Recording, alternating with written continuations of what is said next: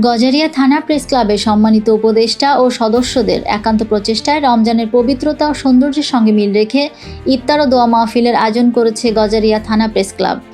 অনুষ্ঠান শেষে প্রেস ক্লাবের সম্মানিত সদস্য ও উপদেষ্টাদের মাঝে পরিচয়পত্র প্রদান করা হয়। রোববার 22শে রমজান 23শে মার্চ বাদ আসর ভবেরচর বাস স্ট্যান্ড সংলগ্ন মিয়ামি ক্যাফে রেস্টুরেন্টে এই ইফতার ও দোয়া মাহফিল অনুষ্ঠিত হয়। 22শে রমজানের পবিত্রতা ও সৌন্দর্যের সঙ্গে মিল রেখে আয়োজিত এই অনুষ্ঠানে সম্মানিত প্রধান অতিথি হিসেবে উপস্থিত ছিলেন সহকারী কমিশনার মোহাম্মদ মামুন শরীফ, গজারিয়া থানার তদন্ত কর্মকর্তা মোহাম্মদ শহীদুল ইসলাম, দৈনিক নিরপেক্ষ ও মর্নিং পোস্টের সিনিয়র রিপোর্টার, গজারিয়া থানা প্রেস ক্লাবের সভাপতি নিয়ামুল হক নয়ন,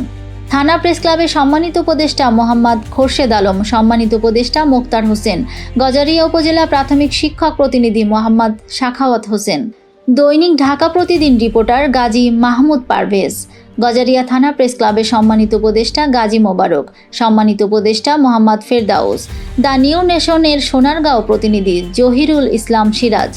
গজারিয়া থানা প্রেস ক্লাবের সম্মানিত সাধারণ সম্পাদক ও জনবাণীর উপজেলা প্রতিনিধি মোহাম্মদ আবুল হোসেন,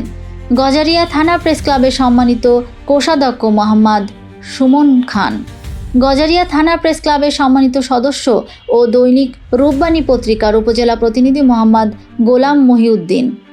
বিইএ-জে এর সভাপতি নবজাগরণের উপজেলা প্রতিনিধি মোহাম্মদ সাইফুল ইসলাম সহ স্থানীয় ব্যক্তিবর্গ উপস্থিত ছিলেন।